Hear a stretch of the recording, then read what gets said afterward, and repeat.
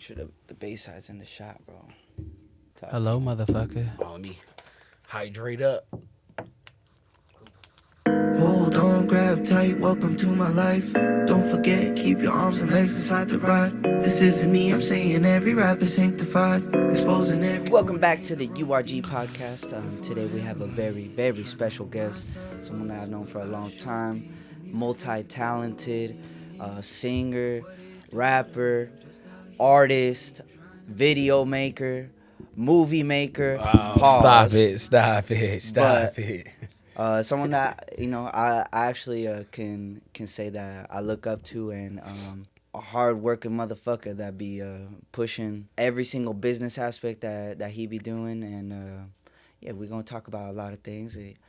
The one and only, Kellykel. What's up, man? What's the deal, man? What's the deal?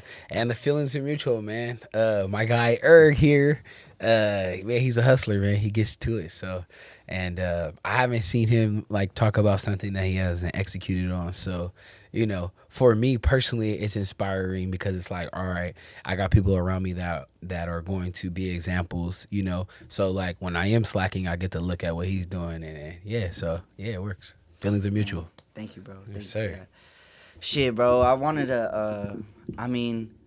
When was the first time we really linked? Cause if I remember correctly, it was through Omari when we was at the crib at the other studio at my parents' house. Yeah, so he's like, I got this dude, man. He's cold. I've known him since high school. He's got a cool studio. Like, let's go record there. And at that time, cause I used to mix my own shit, and like I had moved out of my house, and where I was at, I wasn't able to record. And so, and then who I was living with, like they had a son, and he was into music. And so I was like, here, you could use my computer while I'm here. And like I was there for like a year, so during that whole year, like we've been locked in pretty much, since we met. So yeah, I came to the house. I had a track with Mo, right? That was the first. No, that was not the first time we met. It wasn't with Mo. It was with Amari. We did. I forgot what song we did, but I remember it was. I remember it was like some like a big sample that definitely wasn't cleared. Hell no. Probably like a TLC or some shit, but yeah. So and then yeah, man, we've been locked in ever since. Like I remember like just being there, and I'm like, damn, this cat is solid. Like he's really easy to work with and things like that. And then over the time, I feel like we developed a relationship where I've got to see you like get into business outside of music. Like just got to see you do different avenues. So. Like the bond has grown stronger, and like the respect for sure. So shit, bro. Yeah, man. Today's episode is sponsored by Bayside Hard Seltzer. You know what I mean? Tequila, real tequila. Tap in at what is the at? Oh, our ad is Bayside Hard Seltzer on Instagram. On Twitter, it's Bayside Hard Seltzer, but it's missing a couple letters because it was too long. So. And you know what I'm saying? We speaking on that because you brought up how we do so much, you know what I'm saying? People don't realize, but yeah. I wanna talk about like your music though, because I do feel like you are a very talented artist, and you do so much outside of the music that it's kind of crazy. Like I was going through your tapes, and because it's funny this man's about to pull up some receipts, bro. I mean, so all right. So the let's talk about it tape that you put out, right? Right. That one because you even mentioned how you were recording at home. That's like in the intro you say that like, turn me up. Yeah. Nah, I'm just kidding. Like I'm at the home studio or something. You know what I'm saying? So it's like it's because that's some cliche shit that Yeah. And I always wanted to say that shit on record. Like that's funny, hey, turn me up. But so I didn't really know that, bro. I didn't know that you was recording at home. Like literally until I went through your tape and I heard that, I was like, oh shit! Like you used to do everything like just dolo. So that specific tape, I actually did work with somebody. So, and he was my old manager. So the first tape that I ever put out, which was Liquid Courage, I recorded that all at home, mixed it, did whatever I could, you know. Fire ass tape. Thank you. Now I listen to it sometimes just to hear the growth of like how like sonically, like how the music is sounding now versus then. And so, you know, I definitely, I mean, you know, thanks to you, my shit sounds a lot more professional. But yeah, man, it had all right. Well, Liquid Courage, because I listened to both of them all the way through, and Liquid Courage gives me that, like, you know what I'm saying? It has that young energy. It has that, like, damn, like, I want to fucking hang out with this dude. You know what I'm saying? Like, I'm trying to go get drunk. Nah, like, that's the kind of shit party, we were on. You know well, we were on saying? some wild shit, bro. Like that specific tape kind of came out because I did a mixtape before that, and I watched the whole thing. I had like maybe like 12 songs or something, and I watched the whole thing. And I recently just threw out the laptop that had that whole shit on it because I couldn't, like, the laptop was so old. I needed to buy a charger. Like, it was just a lot, bro. And I was like, I'll just let go of these, you know. Yeah. Anyways. That whole tape was inspired. That's tragic, but yeah. Nah, it was tragic, but I wasn't tripping, man. I'm like, there's so much shit in the past that we probably won't ever hear, you know, and I'm sure you could relate, and all the artists we hang around could relate. Like, you know, just don't want to hold on to too much. But there are some things I like to look at. But regardless, so yeah, I made that Liquid Courage tape based off of the summer of, it was pretty much inspired by the summer of 2015, which was like the year I graduated high school. And man, it was a fucking crazy year, bro. It was a crazy year. Like me, my brother, my pops, like we all kind of like we never had we had a weird relationship. So like that year though was like the year where we kind of like got a lot closer, like as far as just being around each other. And so, like, he kind of opened his house up to us, like, on some shit like, hey, man, you guys want to, you know, come over here. You can do whatever you want type shit. He was also, like, going through, like, a breakup kind of with his girl. And so, like, man, we had bitches over every fucking weekend. I was playing football at the time, too. So, like, I couldn't do nothing during the week. But my other two brothers, they were active over there every day, damn near, you know? And then, so I'd come over on the weekends. Bro, we threw house party. I mean, bro, he lived next to Snoop Dogg, so he had a big house. Damn. And yeah, we had the pool, all that. So that's kind of like where that tape came from, as far as like, and before that too, right? Like even when I was in high school, I was wilding kind of, but yeah, that shit just like inspired that tape where it's like, I don't give a fuck. Like I'm out here just living my life. Yeah, and you can hear that for sure. Yeah, but like, I don't know. The thing I like about your music is that you show different, like even in that tape that's older, like you still have songs on there that you talk about some real shit or like some real like feelings type shit where you feel this type of way for a girl or whatever, but not in like a party type of sense, you know? Yeah. So I mean, during that time too, I went through like a breakup right before I graduated high school. I went through a breakup, and then we were kind of like off and on for like the next year, and so like kind of dealing with that too. Like that was my first real girlfriend. So, you know, like, I mean, you know how it goes, like just like that first love that you had, you know? And now that I look back, like I would say that I didn't really love her like I thought I did, you know? But at that time, like I felt like it was fucking hell. Yeah, I was in love, nigga. And I was like, yeah, man, like, damn, this bitch is a hoe. Oh, man, this hurts. I'm dead. She's for the streets. Damn. Yeah, so, yeah, man, just dealing with that and like, I don't know. I always like to pull from, you know, real life situations. So really, that's really the only way I make music. So during the pandemic, it was kind of tough. Yeah, I mean, so, well, okay, so because Liquid Courage when did that come out? What year did you release 2018. that? 2018. Yeah, okay. So I graduated 15, and then 2 years later, I dropped Liquid Courage. I think I turned 21 or like that year. Oh, okay. And so that was like, the amount of life we've been living up until then was crazy. Whoa! Hey, bro, this is a good time to maybe bust open a seltzer. I'm not drinking right now. Some water. Yeah, it's early. I haven't drank since Thanksgiving, so I'm trying not to drink, smoke, nothing. That's good. I'm staying solid, just in the gym, just head down grinding. So, fuck, good shit. Yeah. I mean, I'm kind of curious. So, like, all right. So from that time of 2015, when you was, it was your uncle's house, right? Oh no, my pops. Oh, my your pops' house. Yeah. Okay. So your pops' house when y'all was throwing the events and stuff. Cause Yeah. every event that I've been to that you've hosted, it's always like, number one, great energy, great vibes. Thank you, Number bro. two, great ratio. Yeah. Number three, just like a good crowd. You know what I'm saying? It's never like, all right, it's just 10 motherfuckers in here that is like just boring. You know what I'm saying? Yeah. So like, is that something that started like back then in that time or? Yeah. So my older brother was a club promoter in Vegas.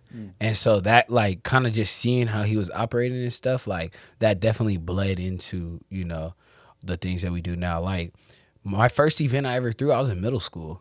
We threw a party. My brother booked us a spot for our birthday, and we threw a party like in middle school for our birthday. Damn, that's lit. Yeah. So you know, we had the girls in there dancing and shit with the dudes, and everybody was like, "Man, this shit was lit." And I didn't understand at that time that was kind of like prepping us for, you know, what would be today. Yeah. But yeah, I'm very big on experiences, so I understand what goes all into that, right? Food, drinks, the ratio is important. You know, you gotta have a good ratio. So like if you're throwing an event, right, this is for all the folks out there, if you're throwing an event like and you're a guy, you know, you're gonna off tops, you're gonna have a lot of your guy friends or whatever people you know like tap in. But to make it even, so if you're like, I'm for sure gonna confirm 25 30 dudes off tops, you know. And I played football, so like I could reach out to a lot of dudes, you know, pretty easy. With that being said, though, it's like, all right, you need to invite like almost 3 times the amount of bitches. You gotta invite at least 30. No, if you're doing 25 to 30 guys, you need to invite like 90 women in order to have a 1-to-1 ratio. Because not all of them are gonna come. Yeah. You know, and then some are gonna come in groups, so it'll make up. But it's like that's just what you have to do. And at the end of the day, I'd rather it be more females at the event than guys. Yeah. So if we're overloaded on females, fuck it. It is what it is. And that's happened before. Now I have seen that be like a downfall. Because we used to throw a lot of party buses, and like when there's just too many women on the party bus and like only like 6 niggas, like it's just not.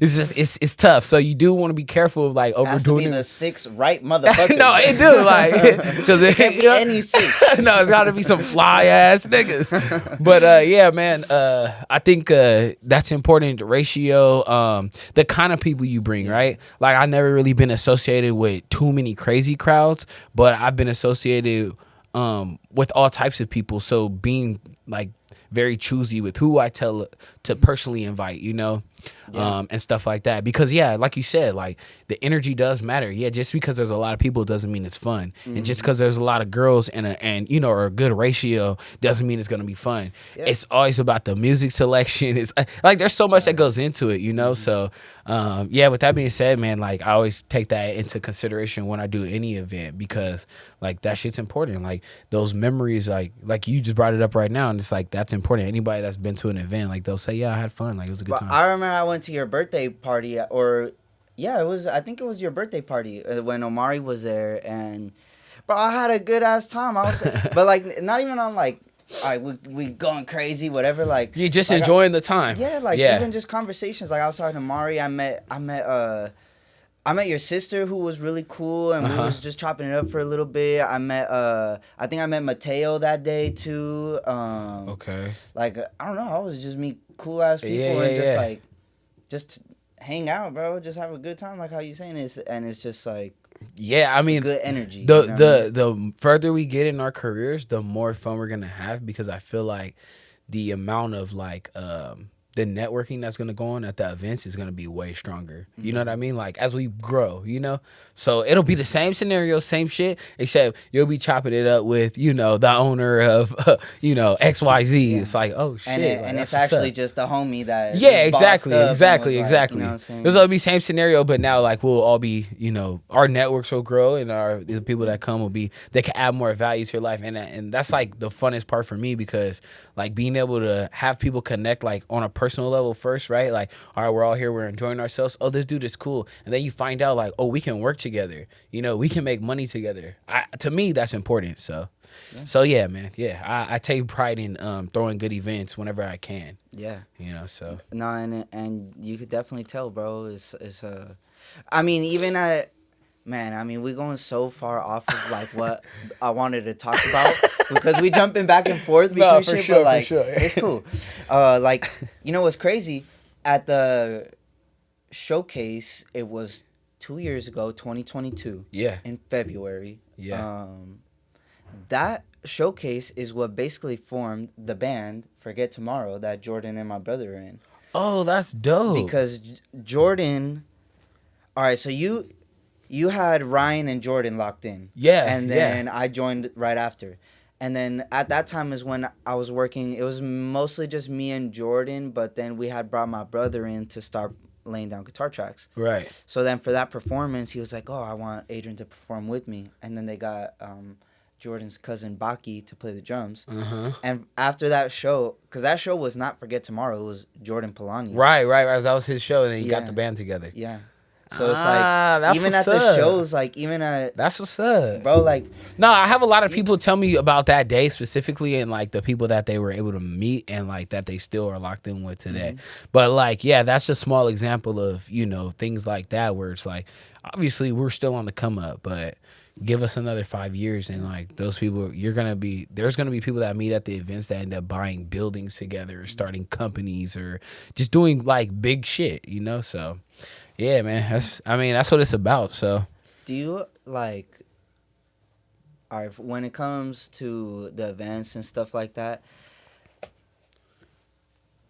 how do I want to ask this? For me, for example, when I approach things, for me, it's always two mindsets, right? Like the business mindset and then just the URG, the human being mindset, right?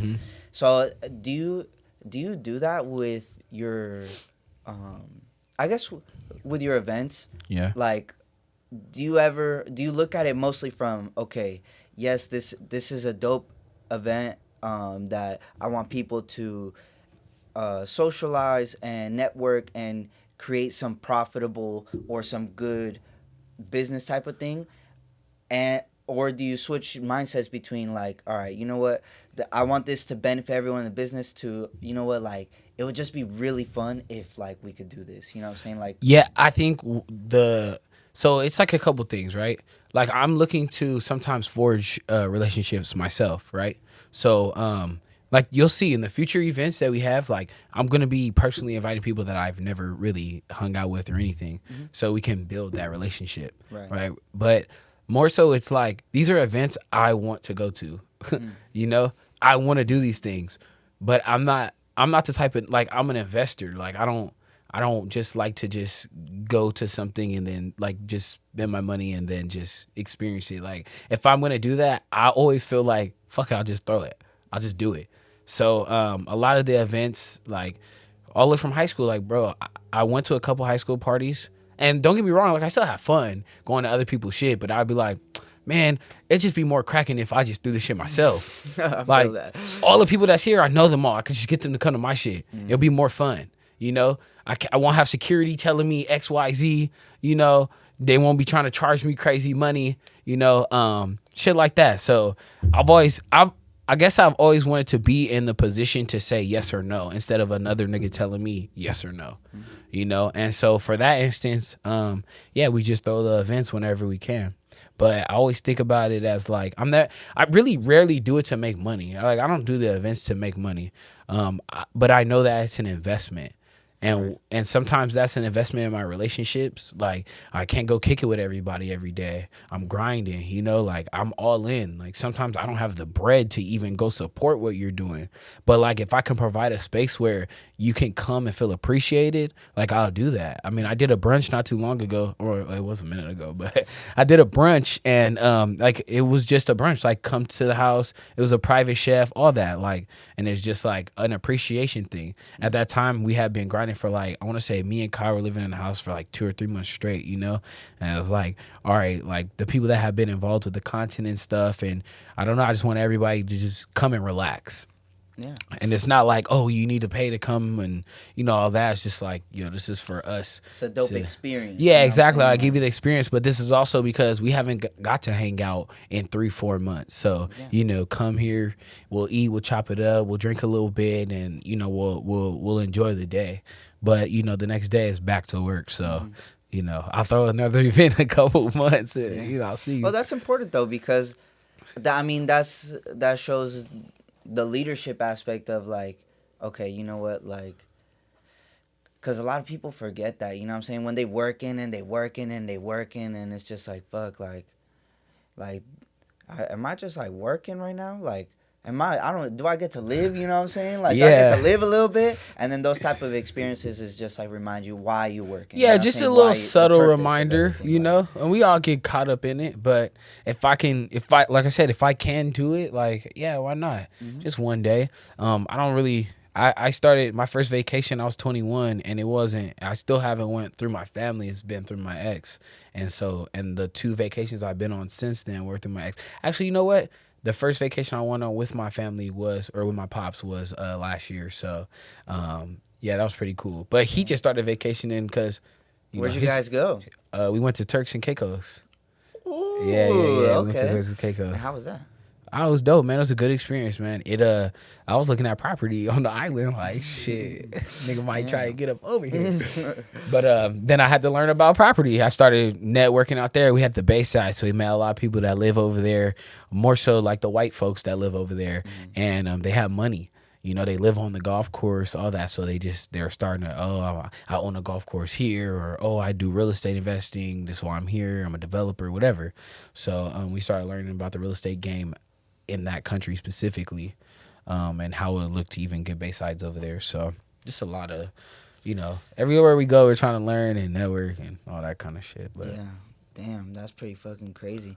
Because that's like, number one, selling shit in America is difficult. And it's selling shit from America internationally to another country. Yeah. Fuck, bro. That's man. We had yesterday we had some cats from London try our drinks and they were fucking with it. So, we can officially say we're international, I guess. Bro, that deserves a dap up for sure. You know what I'm saying? Yeah. Hello. That deserves one of these one more time. You know what I'm saying? Bayside. Yes, Peach sir. Mango flavored is Bayside, this one. You know what I'm saying? Bayside hard seltzer. That's what that one is. But yeah, man, I don't do too much. I usually, if we're throwing an event, it's gonna be heavy on my pockets. I'll try and at least break even, but I usually don't try and make money. The first show that I really, outside of like the house parties, the first show I really made any money on, or like the event, was the show that we threw. Yeah, the showcase. And I didn't expect, I just expected to at least break even, But I knew it was gonna be a good turnout and all that. So, but yeah, man, at the end of the day, I know what it is as far as a benefit. Mm-hmm. So as long as we could break even, and we're not losing money, and even if we do lose a couple hundred, it's still worth it as far as an investment, because we were able to network, we were able to get people together, and now we're stamped. It's kind of like that, like the marketing, the groundwork marketing that sometimes we need to do for ourselves. So yeah, it's cool. Yeah, that's pretty fucking dope. And I mean, if you've never been to one of Kel's shows or parties or any event in general, man, you fucking missing out in life. So yeah, man, come turn up, man. Stay tapped in, because tapped in. We're doing a comedy show. We're looking to do it in May, so that'll be the next event we do, is a comedy show. And then I'm working on some pretty big shit for next year, some big shit. So other than that, we'll see what else we got going on this year. If I can. We were talking about doing a Bayside launch party, an official launch party. Yeah, so maybe a yacht party or something. I don't know. We're gonna work on it, but either way, the events are gonna keep coming because it's fun. We have fun doing it. So nice. When did you get started with comedy? When did you start doing the skits? Was it around COVID time or was it before that? Yeah, I mean, okay, so I've always been interested in acting and stuff. Mm-hmm.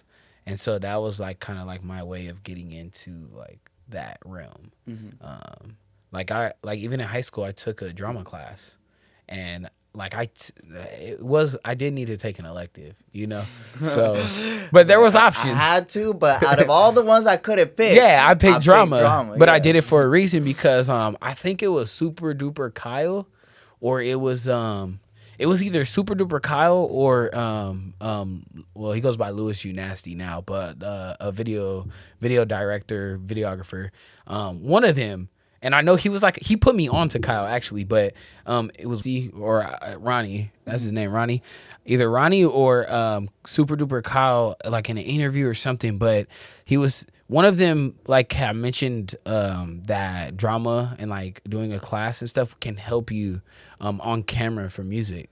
And so like I had done my first like official music video with Ronnie. And like he was just trying to give me pointers like, all right, you're a little stiff, you know, like you want to loosen up and be like more personable. But also too, he was saying like more on like in front of the camera, the extra you are, the more regular it looks on camera. So like when I see Jordan Palani like give his performances, I know he's going hard in real life because on camera it looks good. Yeah, you know, and so that's kind of like what it was. It was like you have to be more extra on camera to just portray like what you're trying to get through. So, anyways, that's why I took drama class. But I've always like been interested in film, bro. I'm a film head. Like, wait, they say that translates to the music, like let's say you more extra with like your voice or something. Then on the record, it'll sound like no. He was saying more on camera for music videos, specifically for performances on on camera. So that made me, because I like, bro, I'm a perfectionist. I'm like, okay, like so that's how it works. Okay, cool. Like I'm gonna work on my acting then, because like I want to look good in music videos. I want my shit to come out like I want to make people the way I felt when I watched music videos on VH1, MTV, all that. That's how I want to make other people feel, you know. So I know I had to kind of invest in that. So I did it, and I knew too like eventually I want to get into acting and like just being a personality. Yeah. So so I took drama class my senior year, and then I started picking up a camera around that time, like maybe right when I graduated. I took a photography class at college just to kind of learn like the basics and stuff. And I dibbled and dabbled in video here and there. Even since high school, like I was recording shit on my phone trying to edit it, you know, on my BlackBerry Flip, by the way. They used to make fun of me because I had a BlackBerry Flip, and like the flip part of it, I would tuck it in my short. Damn. Instead of putting it in the pant in my pocket. So yeah. So it was like a little swag. Yeah, it was my swag. Yeah, it was my swag. Phones don't have as much swag as they used to. Nah, they don't. You can't just clip just you can't just flip it and just close on a motherfucker. Like, man, get off my phone. It don't have the same effect when you hang up on someone. Like, nah, it's different now. Like, it's different. Yeah, and you don't even have but we don't even have the button no more. So you just tap the red button. You don't even feel it. It's just it's just like it's some fake fucking wizardry fucking bullshit. You know this shit. Like, I'm trying to feel a click. You know what I'm saying? Yeah, I'm trying to slam something. You know what I mean? Those motherfuckers. You could slam it and they would never break. Nah, man. The phones back then, I remember my like they had a big ass Nokia in the closet, like a big ass phone. Yeah. Like when I was little, man, I was probably like 6 or whatever. Pretty sure they was doing titanium before the iPhones, bro. Like those motherfuckers was indestructible. Yeah, the metal phones, but yeah, man. So it definitely helped translate, even just like in my younger days, and then I once the pandemic hit, I started doing the videography. And that's because I was doing security first. And I was like, when the pandemic hit, I was like, fuck that. I'm not going back to security. Like, I'm good. But I knew, like, once this unemployment runs out, we're going to have to go back to work. So that's when I was like, all right, cool. Like, they were giving us that extra every week. So I just threw it on a camera. Like, fuck it, I'll just get this camera. And then that's when I started going hard. Started getting clients and stuff like that. But, yeah, that's when I started really, really doing it, working with influencers, you know, because I already knew a lot of people in the industry. And then they would always tell me, like, man, you should get in front of the camera. Like, why don't you make content? And I had already wanted to, so I was just like, all right, fuck it. So I just started doing it. Is it something that you enjoy? Yeah, I enjoy making content. But I also know, like, what the goal is. Like, I'm not trying to be this famous, like, skit guy, you know, but I know that I have the power within myself to push our products, to push, you know, whatever brand I want to wear, you know, and I know that we can make shit that can go viral. I've done it multiple times. Like, so I know, like, all right, if I possess this power, why not take advantage of this opportunity that's not free in the sense of like, it's free, like money wise. Once I buy the gear, I don't need, like, it doesn't cost me nothing now to go film anything that I want. But it takes some time. Gear and you had to learn and no, for sure. And that's what I'm saying. It took time. So that's what I had to invest. I had to invest the time. I didn't have to put in money, So, if you're willing to put in the time, that's something that is crazy to me because I could never, like, I'm not a very visual person, you know what I'm saying? That's why I like music, because, you know what I'm saying, I love sounds and audio and hearing all that kind of stuff, but when it comes to visuals, to me, that seems really difficult. And then on top of that, with comedy, that's like an extra love, because I feel like comedy is the hardest, like, art form, you know what I'm saying? I feel like I've after working with several different projects, I feel like film or like a major, like a production, I guess, even like television or film, is the most collaborative art form, but comedy is the most difficult. And I feel like it's not easy to do, you know what I'm saying? Like, nah, it's not. I mean, I don't think personally, and I feel like people would agree, like, my content isn't necessarily like just hilarious, funny, but like more relatable, which is what I know my limitations. Like, I feel like I can literally do anything, but like, if we're talking about at the highest level, like, I'm not a comedian, like, and I don't think I'm even that funny, but like, I can create scenarios that are relatable that people can laugh at, and then now that I have that like framework, it's like, all right, now how do we make them like 10 times more unbelievable?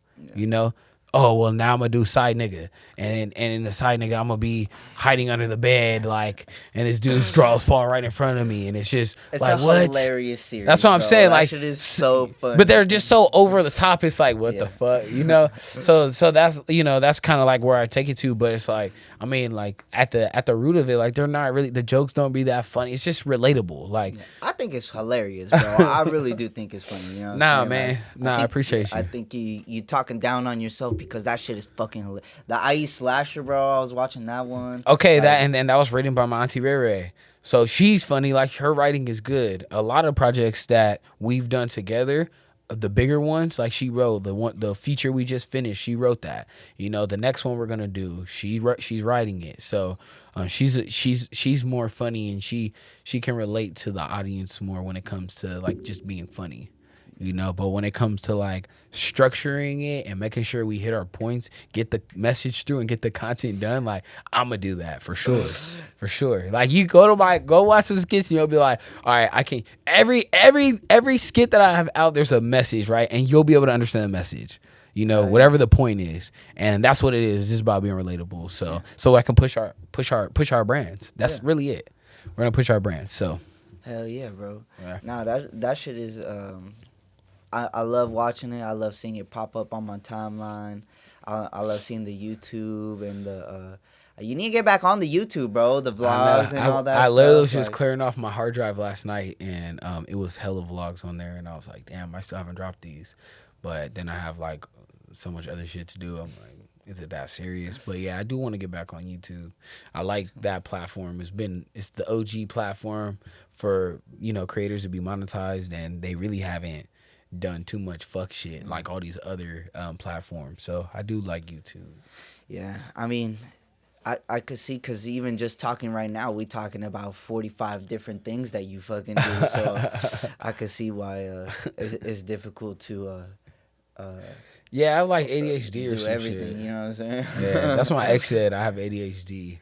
But it's just crazy because you're so talented at all of them. You know what I'm saying? It's not like, all right, like, yeah, whatever. Like, and then that's the thing too, is like, if I lock into something, like, that's why I'm so confident I can do pretty much anything. Yeah. Because like, I know if I lock in and spend some time, like, I'll get good at it. Fuck yeah. And so I do have to be careful, because there's things that can pull me away from like what I'm truly passionate about, just because I want to be good at it.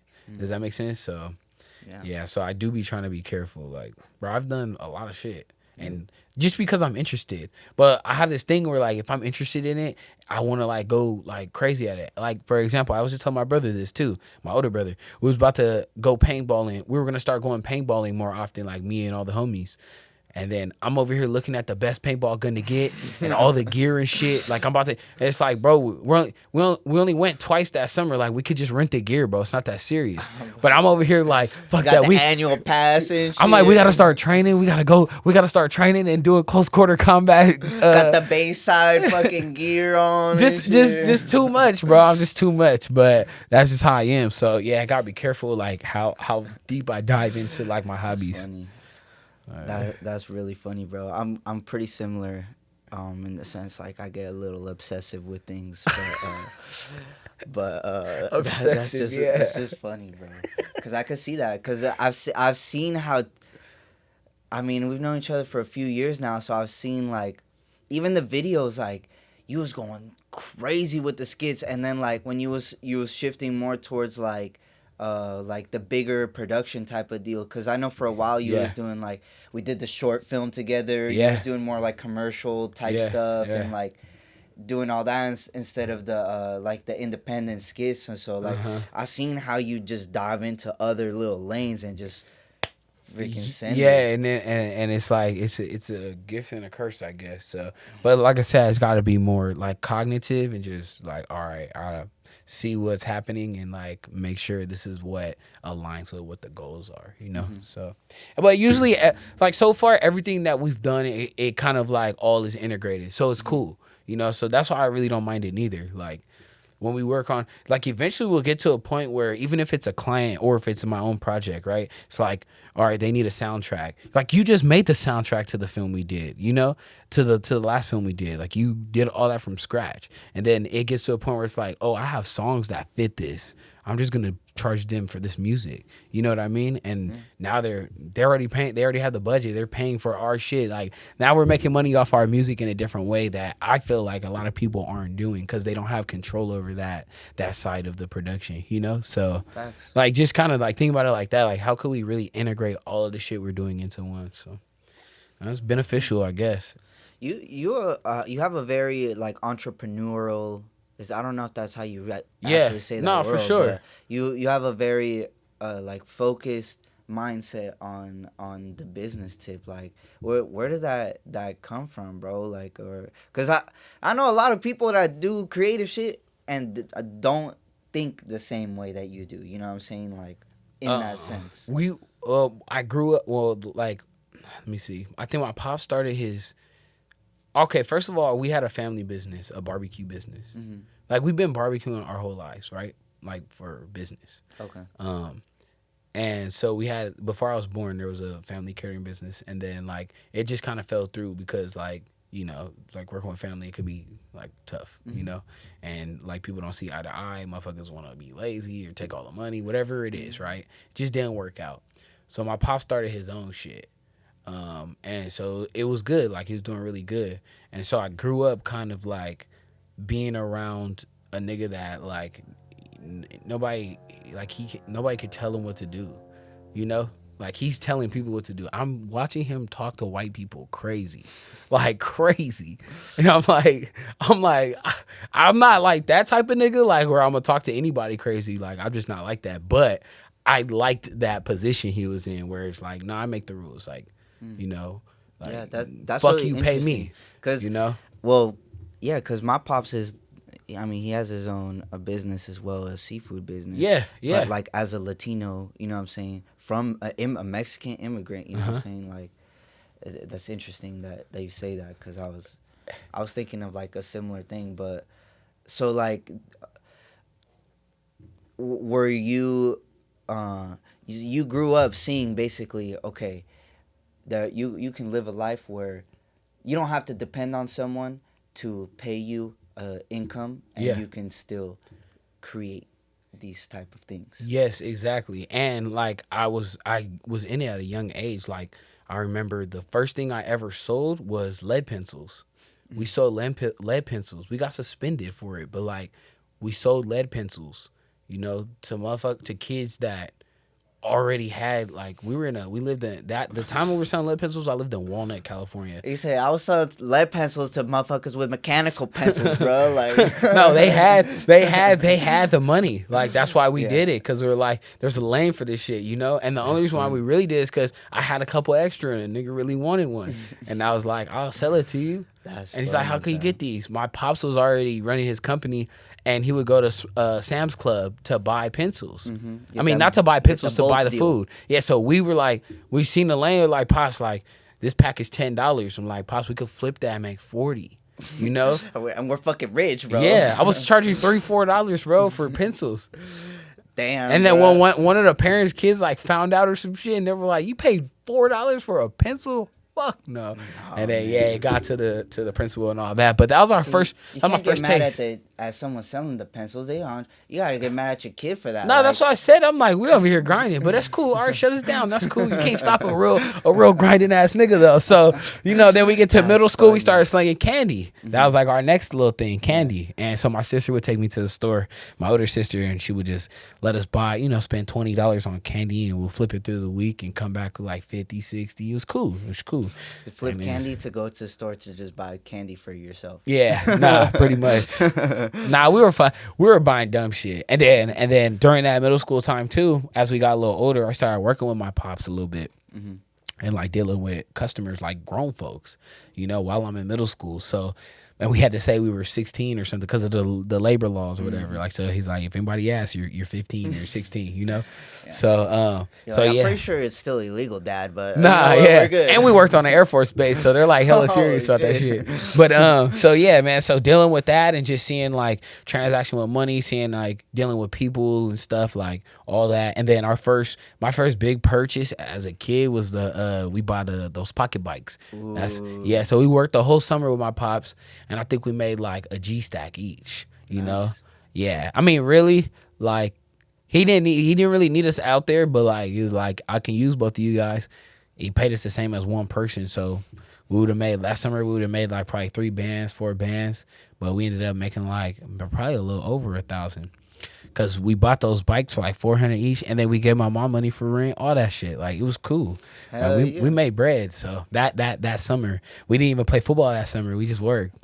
So yeah, man, that was like my first little taste. Like, oh, we bought the bikes. I could get whatever I want with the bread, But that all came from our pops just, hitting the pavement, going hard. So I was just like, all right, like this is what I want to do. Nice. I want to be able to create the opportunity. So yeah. That's fucking sick, bro. I didn't know that. Yeah. I didn't know. Oh, I knew. Well, because I knew you grew up for a little bit in LA and then came out towards the IE, like middle school. Nah. So I'm originally from West Covina. Oh, shit. Yeah. So I was born in West Covina, and then we grew up in West Covina until we moved to Upland. And like in between that time, because my parents split up when I was like 8 or something. So like a year or two when we moved out of like living with my pops, we moved to Walnut, which is like the next city over, So for those 2 years, and then we moved back to Westco, and we stayed there until sophomore year of high school is when I moved to Upland, and then I've been there ever since. And then like after that, I started moving. And then, and then I moved to LA. I was in Crenshaw for like a year, and then now I'm in Pomona. So, oh shit. Yeah. So you was always a little more east on the motherfuckers. Yeah. I was always in the outskirts, like always, So West Covina was like the furthest niggas wanted to go.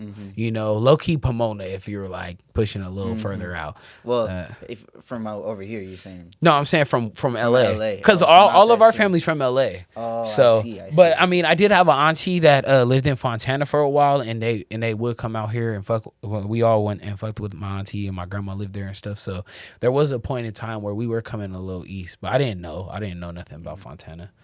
And so, yeah, a lot of the family, like, migrated from L.A. to, like, West Covina area, right? And then eventually migrated a little more, like, as the prices went up, shit.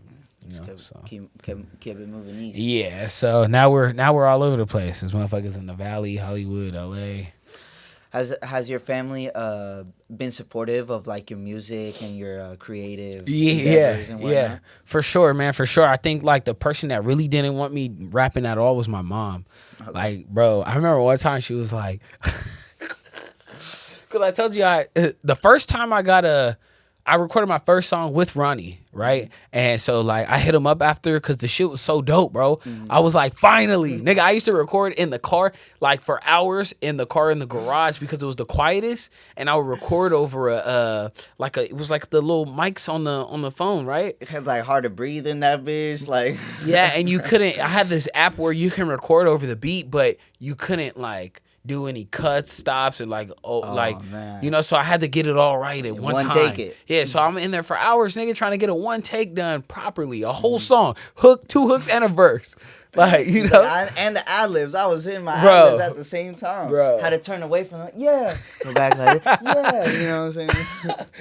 Oh fuck no, it wasn't that bad, but I didn't even know about ad libs at that time. But yeah, so I came from that to like this nigga has a whole studio set up in his room, you know, and the shit sounded crispy, right? This is the first song I put out too, so I didn't know like Ronnie was already a content creator, but when I got to Upland, I didn't know who niggas were, you know. He was on the football team, we were all cool. You know, he's like, hey, well, I freestyled a couple times. They're like, man, you can rap. Like, come hop on a track. So we made a song, and like the whole school was like, oh, this shit was dope, nigga. That shit was dope. That rapping ass nigga. He's a rapper, you know. Yeah, so that was like kind of like that's what started to be. I started to be the rapper, nigga. You know, I was freestyling on the bus to the games and shit, and then but I was always rapping before that, like literally in the wood chips, bro. Like elementary, we were freestyle and shit. But anyways, so when I saw that, I hit up Ronnie like, yo, send me a picture of every single thing you have. I'm finna get this shit, you know? And so that's what we did. Like, I told my mom, like, Mom, you know, he has all the setup. This is what it is. And she was like, all right, we'll go buy you a laptop. So we went to Walmart and we got like a $200 laptop. And then he told me what to buy for an interface, and it came with Cubase. So that was the first thing I did was Cubase. And the songs were shitty, bro. Songs were shitty. Shout out to my guy Josh Woods, man, because I used to record on Cubase and make these shitty songs. And then we had art class together, but we played football together, so we were cool. We sat next to each other and shit. And then I would always be like, hey, check this new song I got. And he would just listen to it, and he'll be like, he'll look at me like, that's not the one. That's not it. That's not it. You know, and then sometimes he'll hear him be like, "Oh shit, okay." You know, when you got that reaction, it was just like, "Oh, yeah, it made it better." Like, finally, made it better. You know what I'm saying? But yeah, man. So you know, it was a long process. But yeah, being able to see like, oh shit, I can go, you know, just record in my room, and it was a cool thing. So, well, because well, your mom still got you the laptop. You know what I'm saying? So she was still supportive and yeah, she But then when she started hearing, like, I forgot that was the whole point of this, right? So she heard some shit that I was saying.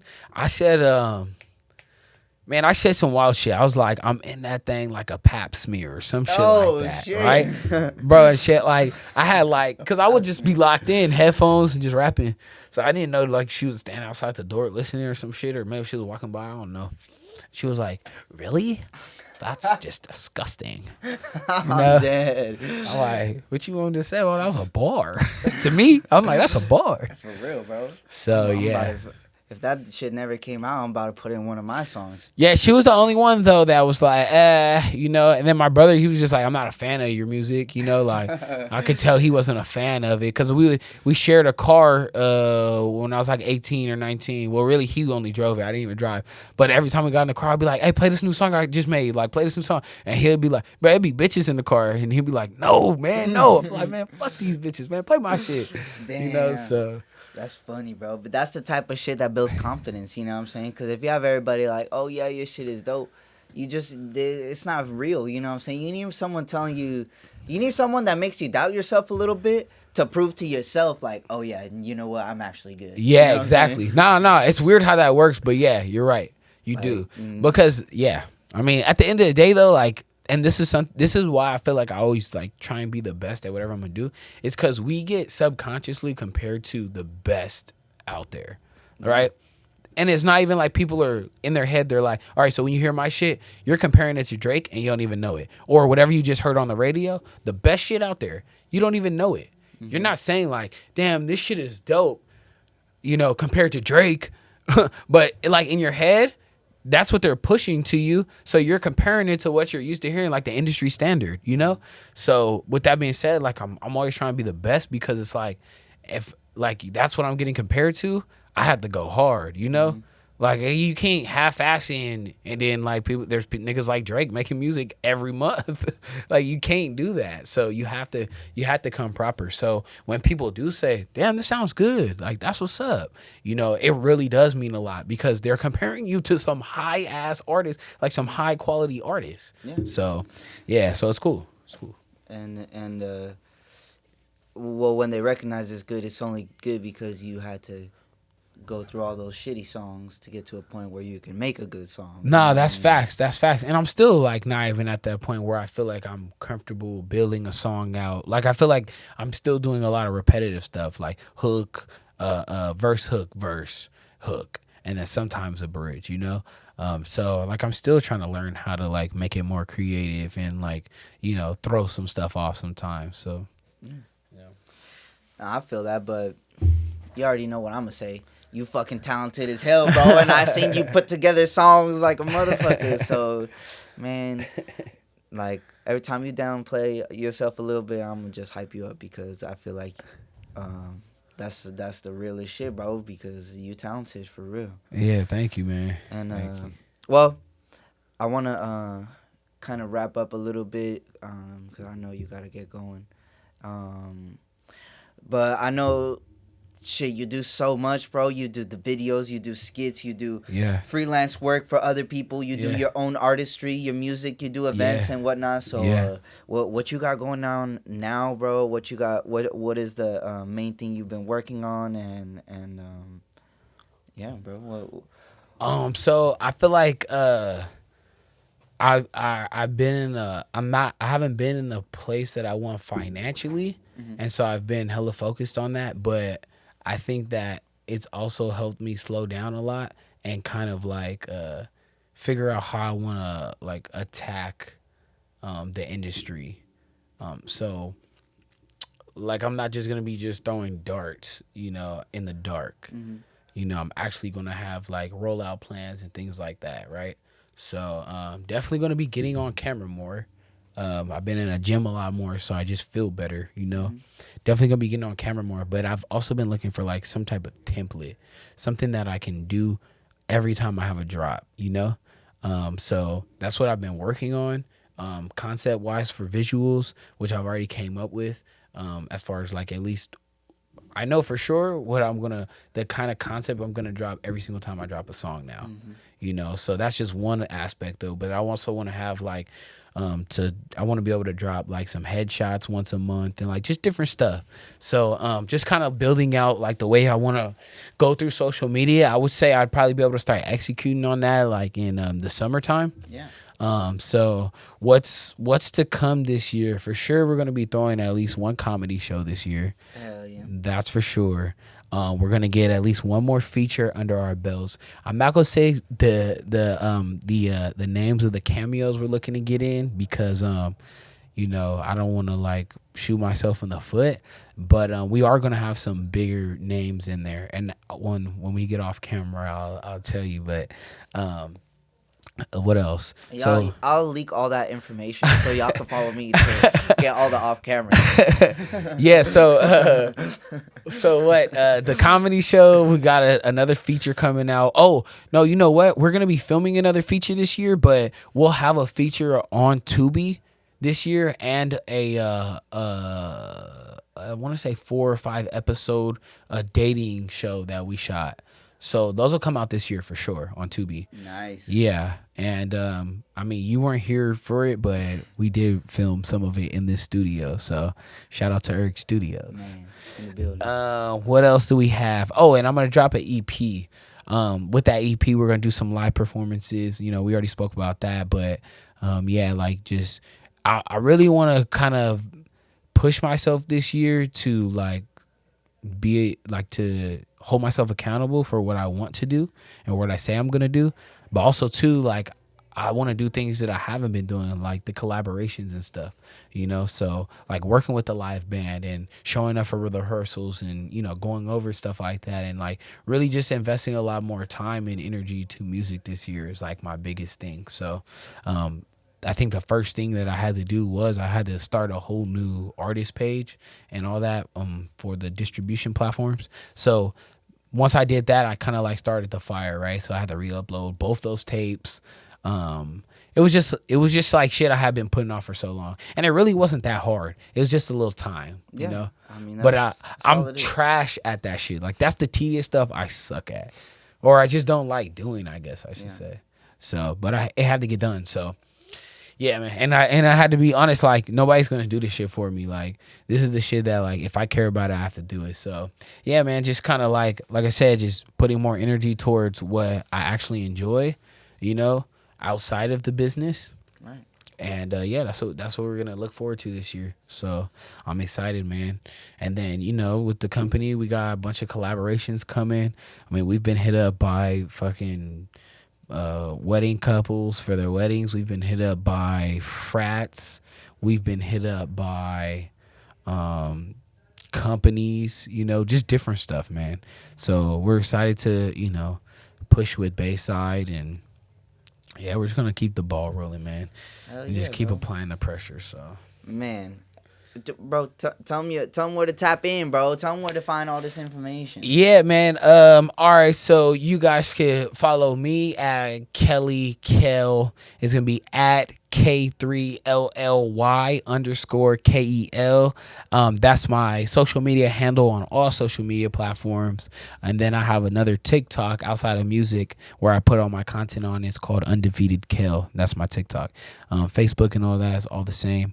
And then you guys can follow Bayside Hard Seltzer at Bayside Hard Seltzer on most platforms. So yeah, I think that's it. Oh, and then if you want to watch any film that I do, like for clients and shit, it's gonna be K3 Film and Production at K3 Film and Production, or you could go to k3filmandproduction.com, or I don't know, whatever you want to do, man. Whatever's clever. Tap into what we got going on. If not, it's all good. We're gonna keep doing what we do, so I'm not tripping. Hell yeah, bro. Thank you for pulling up today, and man, yeah, tap in, because, bro, whatever.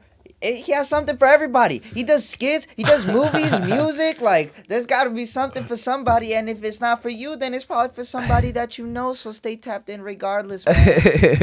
we just some young motherfuckers out here trying to yeah, man, we're working. We're just, you know, not trying to. You know what? We out here building greatness, man. Yeah, we're doing great things. Like, and it's dope that we can you know what I'm saying, sit here a few years like into our professional relationship and friendship, and chop it up and be excited to where we are both going and the things that we are doing together actively. So yeah, man. So I'm very grateful for you and everything you always do for me, and thank you for pulling up, man. Yeah, man. I appreciate you for you know, just providing a space and a platform for people, and like just continuing to push that, because like, I mean, shit, URG Studios has always been URG Studios, even at his house. Like, and the reason why he wanted to make it a bigger studio was because of what it's going to be. You know, it's like, you can't do that out your house.